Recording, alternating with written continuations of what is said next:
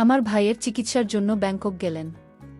ভাইয়া ব্যাংকক যাওয়ার পর ভাবি অফিসের নাম করে রোজ রাতে কোথায় জানি চাইতো। আমি মনে মনে ভাবলাম, ভাবি এত রাতে কোথায় যায় এটা আমার জানতে হবে। আর জানতে গিয়ে যা দেখলাম তা দেখে আমার তো হয়ে গেল। সুখের সংসার ছিল মিজানের। বাবা মা, তার স্ত্রী, যাকে নিয়ে মধ্যবিত্ত একটি পরিবার ছিল তার। ছোট কোম্পানিতে একটি চাকরি করত সে।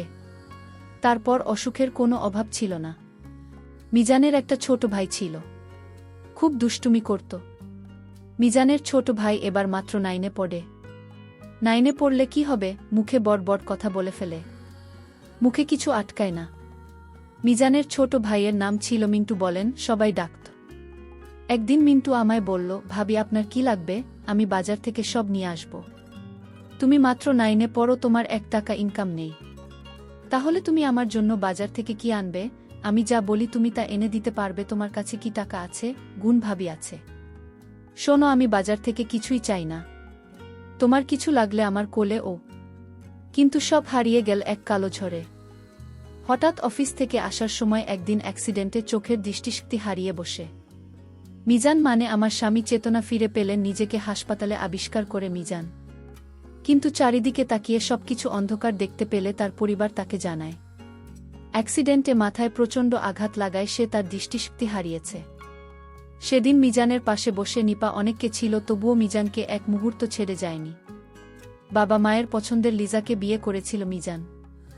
বিয়ের পর হাসি কান্না আনন্দ অভিমানে ভালোই চলছিল মিজানের সাথে তার জীবন। মিজান বারবার বুঝেছে বাবা মা তার জন্য সবচেয়ে ভালো কাউকে বেছে এনেছে। সেদিনও অ্যাক্সিডেন্টের পর সেটাই প্রমাণ হল। মিজানের সেবা যত্নে মাথার চোট ধীরে ধীরে সারল, কিন্তু মানসিক যন্ত্রণা মিজানকে ঘিরে ধরল। সংসারের একমাত্র উপার্জনক্ষম ব্যক্তি মিজান।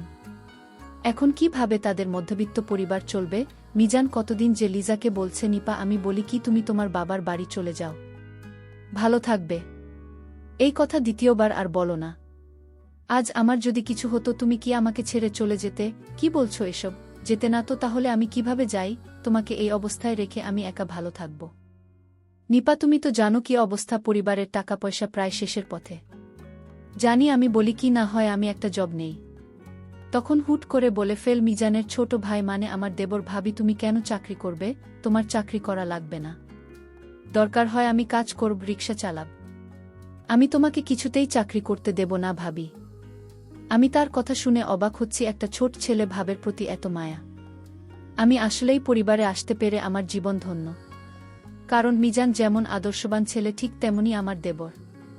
ভাবি বলল, আরে তোমরা আমাকে নিয়ে এত চিন্তা করছো কেন? আমি চাকরি করতে পারবো, এটা তো আমার পরিবার। মিজান বলল, কিন্তু? কোনো কিন্তু না, আমি কি আমার পরিবারের জন্য এটুকু করতে পারি না? তারপর তুমি সুস্থ হলে আমি না হয় আবার জব ছেড়ে দিলাম। হ্যাঁ, আমি আবার সুস্থ, দেখো তুমি আবার দেখতে পাবে। আমরা তো কালকে ডাক্তারের কাছে যাচ্ছি, দেখি না কি বলে ডাক্তার। মিজান চুপ করে রই। পরের দিন হাসপাতালে ডাক্তার বল, মিজানের চিকিৎসা হতে হলে ব্যাংক নিয়ে যেতে হবে, আর এটা খুব ব্যয়বহুল চিকিৎসা। নিপার মিজান দুজনের মুখী বিমর্ষ হয়ে রই। শেষে নিপা ডিসিশন নিলি, এখন তো চিকিৎসার টাকাও নেই তাদের কাছে। তাই নিপা চাকরি করে টাকা জমিয়ে তারপর না হয় কয়দিন পর মিজানের চিকিৎসা করাবে। মিজান সেদিন বুঝেছিল স্বামী স্ত্রী দুজন দুজনের জন্য কতটা। কয়েকদিন পর নিপা একটা বড় আকৃতির চাকরি নিয়ে। প্রথম বেশ ভালোই কাটছিল তাদের। অল্প বেতনের মাঝে অনেক টাকা করে সেভ করেছিল তারা মিজানের চিকিৎসার জন্য। নিপা অফিস শেষে মিজানকে নিয়ে ব্যস্ত থাকত, তার খুব যত্ন করত।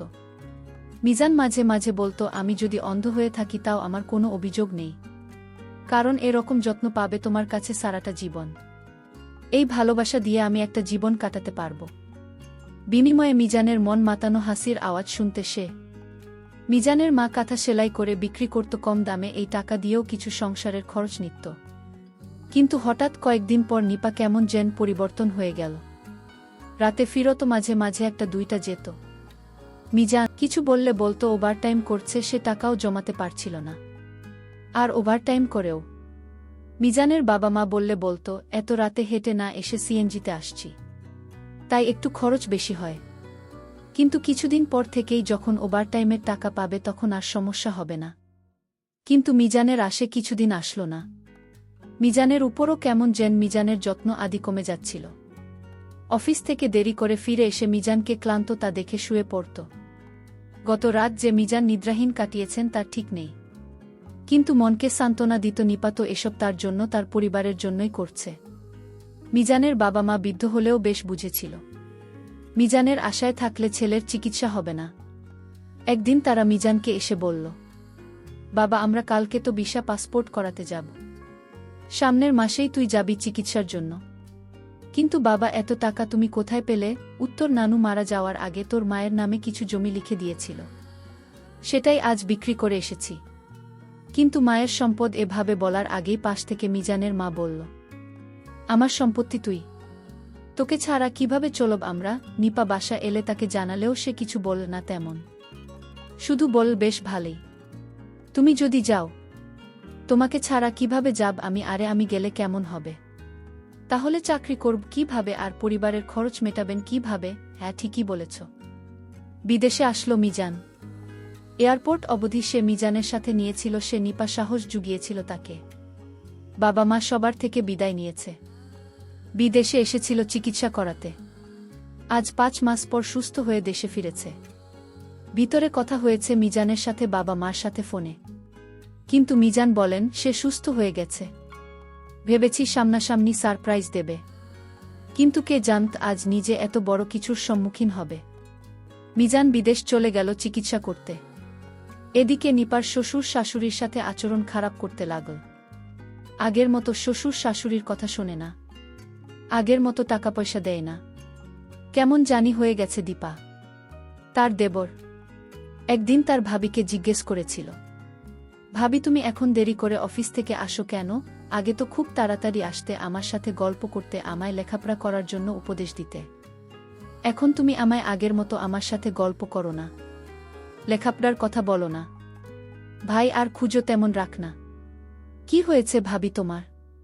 আমি যখন ভাবিকে এই প্রশ্ন করলাম, ভাবি তখন রাখে আমাকে থাপ্পড় মারল।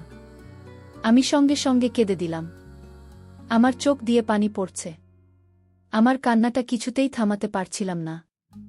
হঠাৎ আমার কান্নার আওয়াজ শুনে মা দৌড়ে আসলেন। কি হয়েছে বাবা? তো তুই কাঁদছিস কেন?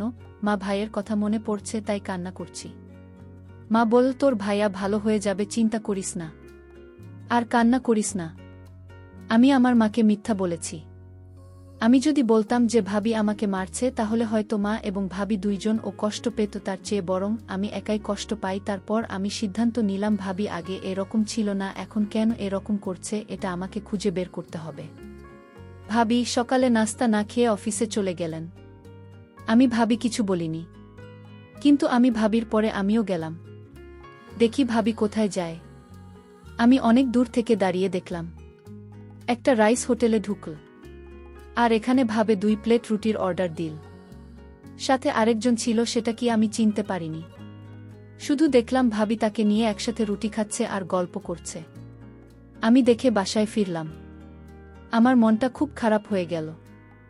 আমার মা জিজ্ঞেস করল, বাবা তোকে এরকম মনোভাব দেখাচ্ছে কেন? মা, কিছুই হয়নি, মাথা ব্যথা করছে, তাই শুয়ে রইলাম। আমার মা আমাকে বলল, বাবা তোর ভাইয়াকে বাঁচাতে আরও 2 লক্ষ টাকা লাগবে। কেননা আরও টাকা লাগবে? এত টাকা এখন কোথায় পাবো? আচ্ছা ভাবি তো এখন অনেক টাকা বেতন পাচ্ছে চাকরি করে, ভাবেই আসুক, দেখি কি করা যায়। বলতে বলতেই ভাবি হাজির। ভাবিকে বললাম, ভাবি ভাইয়াকে সুস্থ করতে